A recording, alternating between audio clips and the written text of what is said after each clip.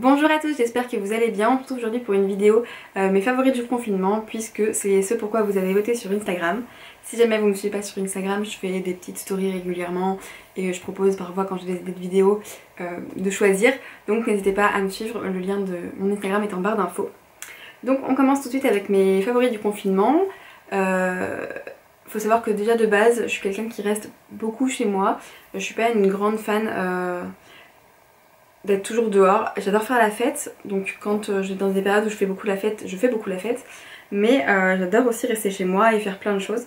Du coup, ça me dérange pas du tout ce confinement et j'en ai profité pour faire plein de choses. J'ai commencé par faire de la lecture, vous vous doutez bien. Et en fait, je vais pas vous donner un livre ou quoi que ce soit comme favori, mais plutôt vous parler de la relecture, tout simplement parce que j'ai vu beaucoup de gens qui étaient à court de livres parce qu'ils n'avaient pas forcément acheté, prévu acheter tout ça au cours de cette période particulière.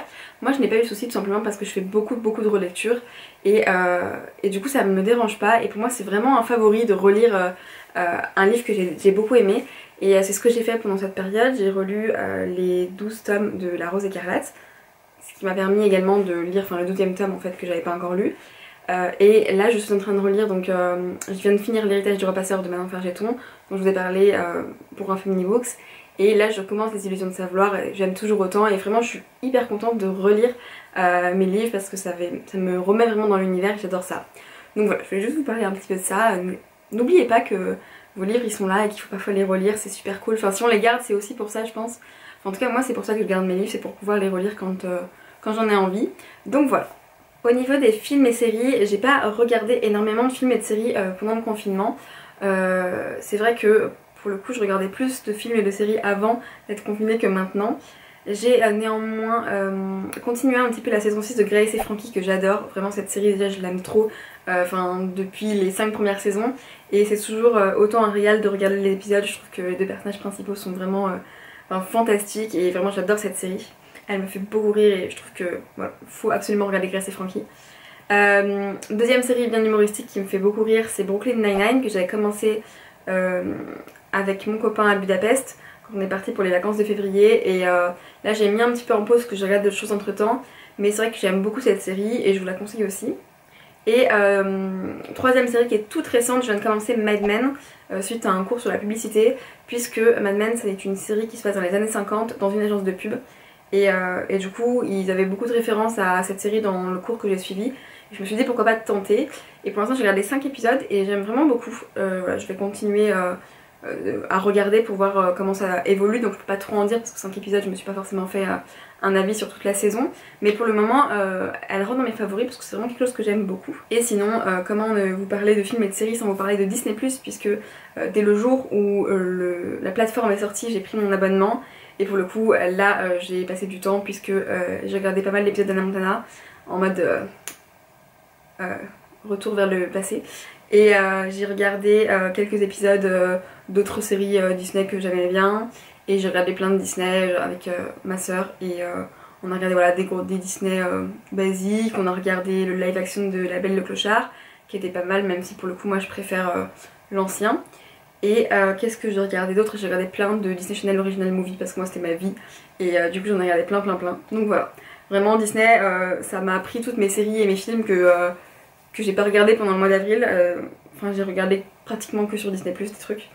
Donc voilà. Côté musique maintenant, j'ai pas écouté énormément de musique pendant ce confinement.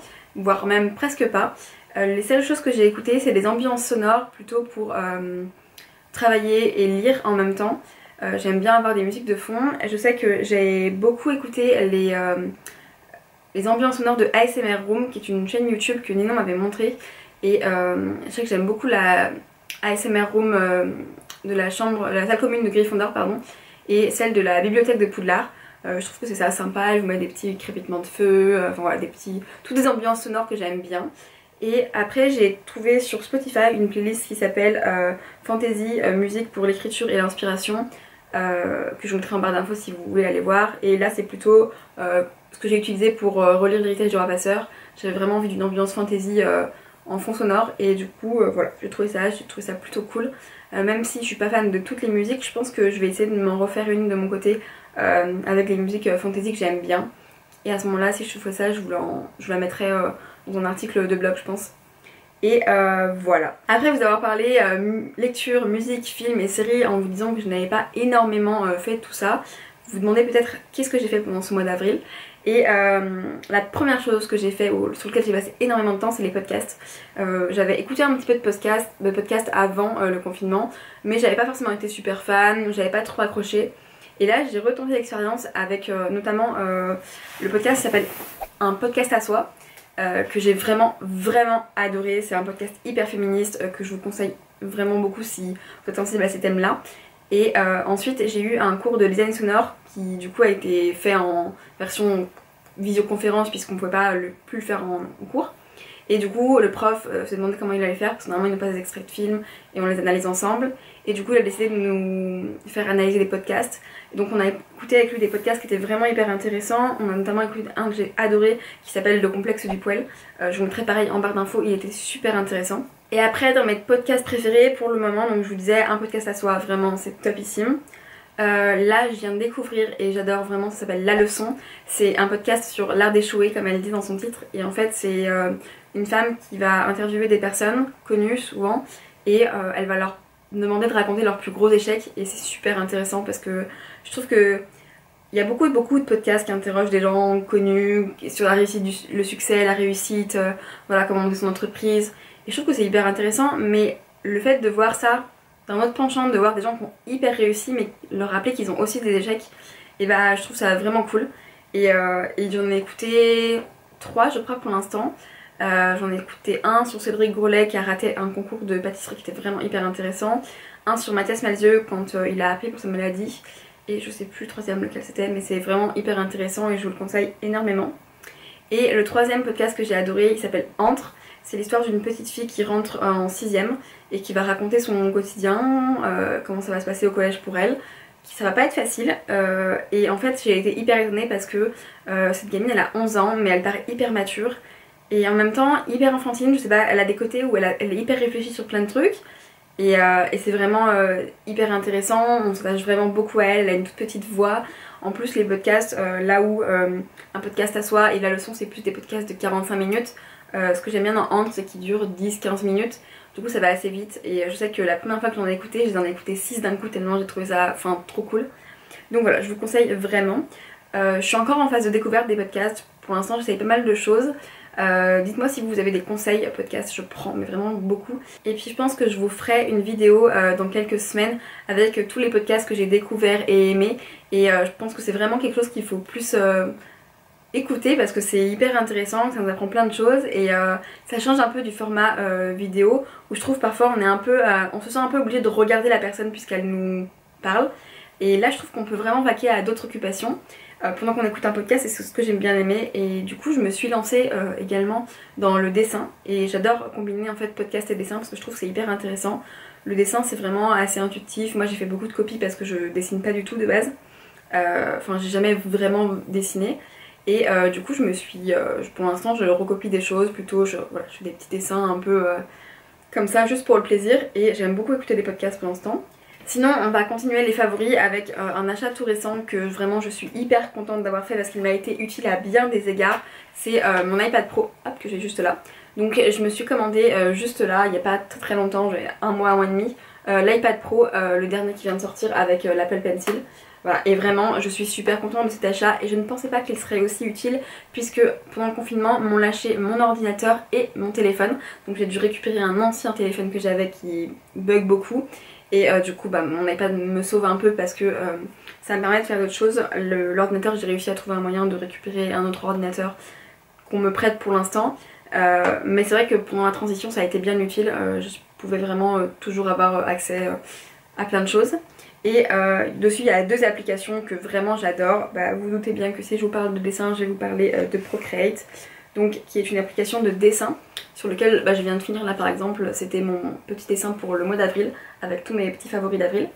Et voilà, vraiment j'ai passé beaucoup de temps sur cette petite application sur cet iPad parce que je trouve que c'est hyper agréable et en fait j'aime bien le fait de pouvoir utiliser ces dessins, c'est à dire qu'aujourd'hui je dessine un petit peu pour pouvoir l'utiliser après par exemple sur mes réseaux sociaux, sur mon Instagram, parce qu'en fait comme le dessin est déjà numérisé, c'est pratique, je peux en faire d'autres choses. Et c'est ce que j'aime vraiment beaucoup sur Procreate, même si j'ai pas forcément un bon niveau, je peux tout de suite l'utiliser pour faire plein de choses.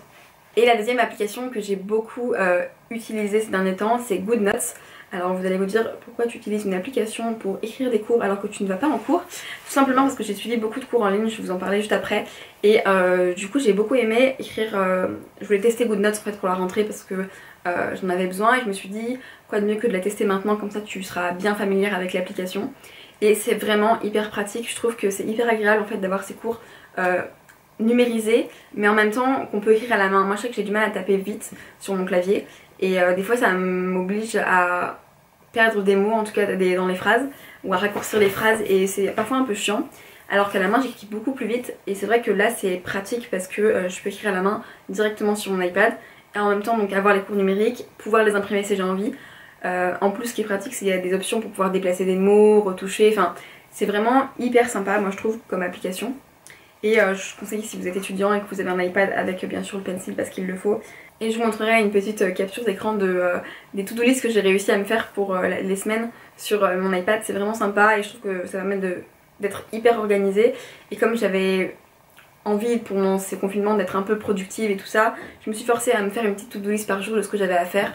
Même si c'était pas forcément des grosses journées, au moins je faisais les tâches que j'avais envie de faire dans la journée et c'était très pratique. Toujours en application d'organisation, j'utilise beaucoup Todoist que j'ai trouvé comme un peu par hasard en cherchant comme ça, et c'est une application qui est bien sur téléphone, sur iPad que en fait en web sur ordinateur, et c'est ça que je cherchais. Je cherchais vraiment une appli où je pouvais me connecter directement sur l'ordinateur et l'avoir sur mon téléphone, parce qu'avant j'utilisais donc les petits systèmes de rappel d'iPhone qui est très pratique, mais si on n'a pas un Mac pour aller avec, et bah c'est dommage parce que du coup c'est beaucoup plus compliqué d'avoir il faut avoir deux trucs, une sur l'ordi, une sur le téléphone, c'est un peu chiant, alors que là avec Todoist vous faites un compte et vous pouvez connecter votre compte de partout. Et donc pareil, vous avez des listes de choses à faire. Depuis que j'ai fait mon système de GoodNotes avec mes semainiers, j'utilise beaucoup moins le choses à faire. Par contre, ça permet aussi de créer des listes. Moi j'ai créé des listes, idées de vidéos, idées d'articles, voilà, et du coup c'est hyper intéressant parce que je peux les avoir un peu partout et cocher quand je les ai faits. Enfin je trouve que c'est assez sympa en tout cas comme application, et même pour par exemple si vous avez besoin de faire une to-do list par exemple comme ça dans le métro, vous êtes sur votre téléphone, enfin j'ai pas toujours mon iPad pour faire ma to-do list, plus tard là je suis en confinement donc c'est pratique, mais plus tard je l'aurai pas toujours, donc c'est hyper pratique comme application. Enfin moi j'aime beaucoup et ça m'aide à bien m'organiser. En plus il y a des petits défis quotidiens, j'arrive à accomplir au moins 5 tâches dans la journée, donc je trouve ça assez cool. Ensuite je vous disais que j'avais suivi pas mal de cours en ligne, pour le coup c'est vraiment quelque chose que je vous conseille si vous cherchez à vous cultiver sur plein de domaines. J'ai la chance d'avoir une école qui m'a fourni un accès à un site où ils ont mis des petits cours en ligne sur plein de sujets. C'était vraiment top, je suis super contente que mon école ait fait ça parce que vraiment c'est hyper intéressant. J'en ai fait 2 pour l'instant, un sur les dieux grecs et romains, et je suis contente même si je savais les 3/4 des choses parce que j'ai fait une licence de lettres. Je voulais un peu voir comment ils l'avaient organisé, ce qu'ils avaient mis dedans et tout ça, et j'en ai fait un qui était hyper intéressant sur les publicités qui ont marqué l'histoire, où en fait ils vous parlent un petit peu de la publicité dans une introduction, puis après on va prendre des grandes publicités, des grosses campagnes de pub qui ont marqué l'histoire et pourquoi elles ont été faites d'abord et pourquoi elles ont marqué l'histoire, et c'était super intéressant, vraiment j'ai adoré ce cours là. Et du coup j'ai pas encore fait d'autres cours sur cette plateforme là, mais je compte bien en faire d'autres. Sinon vous pouvez toujours trouver des cours en ligne, moi je sais que j'ai 2 sites où je vais souvent pour chercher des cours. Le premier c'est Open Classroom, qui est très intéressant pour tout ce qui est communication, marketing, digital. Je sais qu'il y a pas mal de cours là-dessus. Et Funmock sur lequel j'avais fait des cours de stylisme culinaire parce que c'était intéressant. Et pareil il y a pas mal de choses donc c'est bien intéressant, je vous conseille d'aller faire un tour. Généralement c'est assez varié comme sujet. Le seul truc que je trouve dommage sur Funmock c'est que généralement les mocks ils ont des durées de vie assez restreintes sur 1 mois ou 3 semaines. Et après on peut plus avoir accès donc c'est dommage, alors que sur Open Classroom généralement en fait les cours sont là pour toujours, donc c'est ça qui est assez cool. Et après en 3e site où vous pouvez aller, moi je sais que j'ai vraiment envie d'augmenter mes compétences dans les logiciels de la suite Adobe, et pour le coup Adobe fait vraiment des très bons tutos sur leur site directement. Vous allez dans les vidéos en fait tutos et ils ont vraiment pas mal de choses. Je sais que c'est comme ça que j'avais utilisé, enfin, que j'avais appris à utiliser Premiere Pro. C'est comme ça que j'ai appris à utiliser InDesign, que j'ai un petit peu commencé à apprendre Illustrator. Et je pense que je vais m'en faire d'autres parce qu'il y avait vraiment des endroits où il faut que je passe un level au-dessus. Il faut que je reprenne Illustrator, il faut que je reprenne After Effects pour essayer de faire des trucs un peu plus sympas pour la chaîne. Et j'aimerais bien aussi travailler sur Adobe Audition. Donc voilà, il faudrait vraiment que là-dessus je refasse des cours parce que vraiment j'adore ça et je trouve qu'ils sont super bien faits, ils sont vraiment top quand vous débutez sur un logiciel. Pareil, Photoshop, faut que je m'y mette aussi. Et des fois ça paraît hyper compliqué, hyper gros, et là ils vont vraiment vous aider à vraiment prendre les choses au pas à pas. En plus il y a des petits exercices que vous pouvez télécharger et faire sur votre logiciel, donc c'est vraiment top si vous voulez faire ça. Voilà, après pareil, si vous avez des sites de cours en ligne, n'hésitez pas à m'en envoyer, j'adore ça et du coup je trouve ça hyper intéressant de pouvoir se cultiver. Après je sais que j'ai aussi récupéré des livres de cours. Mon père il avait des livres sur le marketing, la communication, voilà. Donc c'est toujours intéressant, pareil, je récupère ça et je lis, je m'informe. Donc voilà. On passe maintenant à la dernière petite catégorie de ces favoris qui ont déjà duré trop longtemps. Je vais vous parler de bouffe tout simplement parce que c'est un peu tout ce que j'ai fait pendant le confinement. Écouter des podcasts, dessiner, prendre des cours en ligne, lire, regarder quelques films et quelques séries et manger. Comme beaucoup d'entre vous j'espère. Enfin, que je ne suis pas la seule à avoir pris 4 kilos pendant ce confinement. Et j'ai pas fait grand chose d'autre. Je me suis pas maquillée pendant tout le confinement pratiquement, à part quand je tournais une vidéo ou quand je sortais faire les courses mettre un coup de fond de teint. Et vraiment j'ai pas fait grand chose d'autre. Et du coup j'ai deux favoris bouffe pendant ce confinement. Tout d'abord j'ai le Monoprix chocolat blanc de coco caramélisé que j'adore. Enfin vraiment c'est... Alors c'est vraiment pas du tout un bon chocolat. Il est gras, il est calorique. Enfin c'est vraiment pas le chocolat ouf, mais... Oh, c'est une tuerie, moi j'adore ça. Le chocolat blanc de coco déjà j'adore ça. Et celui-ci je le trouve trop bon. Il se mange hyper vite, il est hyper gras mais il se mange hyper vite. Donc voilà, j'ai passé mon mois entier de confinement à manger des tablettes de chocolat blanc coco. Je pense que ça va être au moins la 8ème qu'on achète en l'espace d'un mois et demi. Après je suis pas tout seul à en manger, ma mère en mange aussi. Mais je suis quand même la principale mangeuse de chocolat blanc et coco. Et le deuxième favori nourriture que je voulais vous présenter, c'est plutôt une boisson pour le coup et qui va bien avec l'arrivée des beaux jours. Enfin là il recommence à pleuvoir mais pendant le début du confinement il faisait quand même hyper beau. C'est la citronnade bio Honest que je trouve aussi chez Monoprix, que j'aime trop. Je vous mettrai une petite photo ici, et vraiment super bonne. J'aime beaucoup cette citronnade. Elle est pas gazeuse pour ceux qui aiment pas les... Enfin, pour ceux qui aiment pas vraiment les limonades, ceux qui aiment la citronnade, elle est pas gazeuse, du coup elle est super bonne. Et voilà, je vous la conseille franchement si vous aimez les citronnades. Et voilà, c'est tout pour cette vidéo favori du confinement. Voilà tout ce que j'ai fait pendant ce mois et demi.